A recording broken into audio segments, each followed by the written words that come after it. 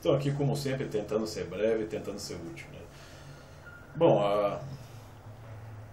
a questão mesmo, né, essencial, o que eu queria expressar é o seguinte: muitas são as pessoas que estão, vamos dizer assim, estão procurando fazer a sua parte nos canais de mídia, por exemplo, como o YouTube, que é um canal muito utilizado, no Twitter, enfim. Pessoas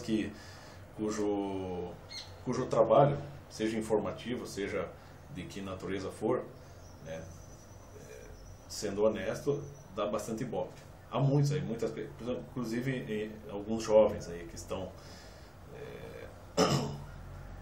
produzindo excelentes vídeos no YouTube e estão fazendo aí vamos dizer assim, verdadeiros trabalhos de informação para o público geral sobre o problema do PT, sobre a questão do processo da Lava Jato, né, qual é o caráter da cúpula petista, de Lula, de Dilma, né, o histórico do comunismo aqui no Brasil, né, todas as intentonas comunistas no Brasil, que foram várias desde 1922, né, e continuam aí. Você tem senadores, deputados petistas, que estão aí fazendo um esforço imenso para, vamos dizer assim, passar por cima das leis, né. Você já tem o atrito entre as pessoas que estão procurando combater todo esse mal que é a ameaça comunista, socialista, esquerdista aqui no Brasil, cuja base está ali no PT, no PCdoB, no MST, enfim, né, e outros grupos que o valem. Você já tem atrito entre as pessoas que estão combatendo isso, né, entre jornalistas e youtubers famosos. Mas a questão é a seguinte, que uma parcela dessas pessoas, vamos dizer assim, pegou o bonde andando. No meu entender, uma das pessoas que mais se dedicou a deixar claro todo o perigo aí que vamos dizer, que ia culminar com o PT no poder, foi o Olavo de Carvalho. O professor Olavo de Carvalho é a pessoa que mais alertou. Existem outros estudiosos. Você pode citar o Heitor de Paola, o Cândido Prunes, Percival Pugina, né, o Avelar Coutinho, entre outros, inclusive antes do professor Olavo, muitos outros intelectuais de alto quilate, entre eles Mário Ferreira dos Santos, você tem até o Gilberto Amado, né, Gilberto Freire, outras pessoas que estavam atuando em alguma ciência rigorosamente, mas que de certa forma estavam ali chamando a atenção, o próprio Miguel Reale. Mas o professor Olavo é um professor, né, um grande intelectual que saiu ali do Partido Comunista, pertenceu, né, vamos dizer assim, ao exército comunista aqui no Brasil, e depois saiu, voltou atrás, refez muito avaliou muito da sua história pessoal e a história do comunismo geral aqui no Brasil e internacionalmente, né. É um homem que conhece Karl Marx de trás para diante. E eu mesmo fiquei anos, né, durante um tempo em que o professor Olavo era quase ignorado, tanto na universidade quanto na mídia.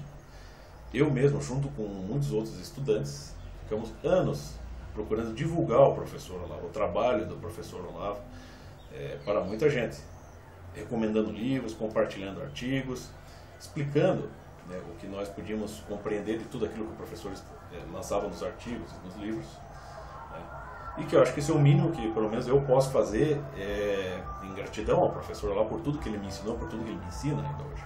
Mas o que eu vejo é que muitos desses youtubers que estão aí, que já tinham grande ibope e que pegaram carona vamos dizer, nessa vibe anticomunista e que estão aí procurando produzir vídeos muito bem produzidos mesmo, muito coerentes sobre esse problema todo, essa crise toda por que passa o Brasil, seja política, seja ideológica, seja econômica, cultural.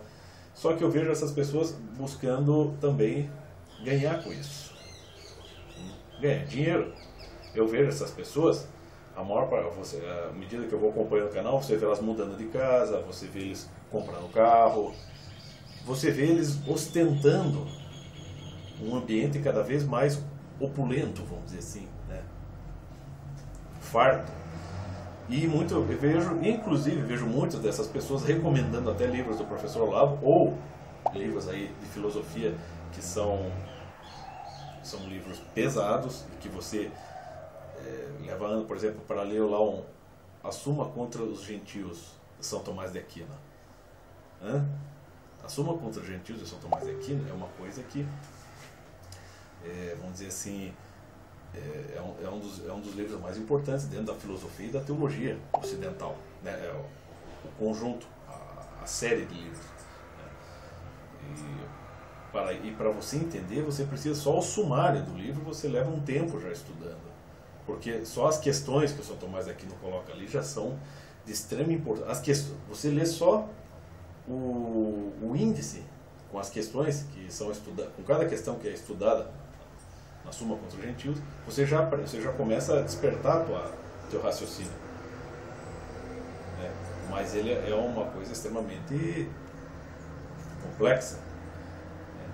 E é claro, por que que o São Tomás de Aquino é considerado o maior filósofo da Idade Média, por unanimidade, conforme Giovanni Reale, historiador da filosofia? Porque o São Tomás de Aquino, além de ser um filósofo, ele percebeu uma coisa a mais. Claro, tudo vai começar pela filosofia, vamos dizer assim, desde que o homem, vamos dizer assim, sai do paraíso, né, vamos dizer assim, cai do paraíso e vem parar aqui na Terra, vamos dizer assim, sai daquele, vamos dizer, daquele prazer, de toda aquela vida farta e fácil, onde não transcorria o tempo, que era o Éden, e cai aqui na vida espaço-temporal. O que acontece? A primeira coisa que ele vai fazer é se perguntar o porquê de tudo isso. Então, muito do desenvolvimento do ser humano espiritual, intelectual, vamos dizer assim, começa com a filosofia. Mas a filosofia também tem o seu perigo existencial. Ao longo da história, se você pegar aí, né, se você estudar também no Mário Ferreira dos Santos, você tem o início da filosofia propriamente aqui no Ocidente, com Sócrates, Platão e Aristóteles, mas antes você já tinha no hinduísmo, você já tinha em outras civilizações. Então sempre vai começar com isso. Você tem, por um lado, a revelação, e você tem, por outro lado, né, a busca do entendimento, né, a busca da sabedoria, porque não é a todos, não são todos os seres humanos que realmente têm, vamos dizer assim, uma sintonia com o divino. A maior parte da população, no processo de civilização no mundo espaço-temporal, acaba se perdendo, né? Ou acaba não conseguindo achar o fio da meada. Mas muita gente consegue ter essa sintonia, ou muita gente consegue buscar essa sintonia. Mas também a filosofia tem os seus desvios, e é por isso que o São Tomás de Aquino, quando se lê lá a obra do Chesterton, que é consagrada como uma das melhores bibliografias escritas, que é do São Tomás de Aquino, ele já explica que naquele final lá da vida do São Tomás de Aquino, em que ele vislumbra algo, percebe, intui algo muito mais superior do que tudo aquilo que ele tinha feito, e ele diz: a filosofia é uma palha. A minha filosofia também, que eu fiz, é uma palha diante do que eu já percebi. Ou seja, ele tem que superar isso aí, não passa mais. Então tem todo esse risco. E é claro que essas pessoas que estão aí fazendo aí um trabalho aí de orientação, vamos dizer assim, de informação, né, elas estão ainda num certo nível de entendimento das coisas. Elas têm muito que amadurecer. Embora elas estejam por dentro do que está se processando na atualidade, né, eu não acho muito recomendável que elas venham estar aí recomendando livros que eu sei que elas não estão lendo. E que, se estão, vão demorar muito tempo para entender. Eu não vou recomendar aqui a leitura do Suma contra os Gentios. Por quê? Porque é algo muito profundo, muito difícil, né? Leva anos para você começar a entender, né? Todas as ciências, enfim. Você vai pegar filosofia, você vai pegar história, psicologia, literatura, religião, você vai pegar medicina, homeopatia, enfim. Todos esses estudos, de certa forma, se integram, né? Você tem o simbolismo, né? Você tem os estudos alquímicos, enfim, que vão integrar tanto a dimensão física quanto a dimensão espiritual. E tudo isso é difícil, né? Então é claro que a gente tem que buscar, não é só informar as pessoas, né, e vamos dizer, arregimentar torcedores, né? Eu vejo que está todo mundo comemorando, querendo soltar foguete, que o Lula vai ser preso. Olha, o Lula tem que ser preso porque simplesmente isso é um processo da justiça. Se o Lula tem que ser preso, tem que ser preso. Eu não preciso comemorar e nem preciso fazer um escândalo, ficar histérico, né? Ficar lançando posts no Facebook, né?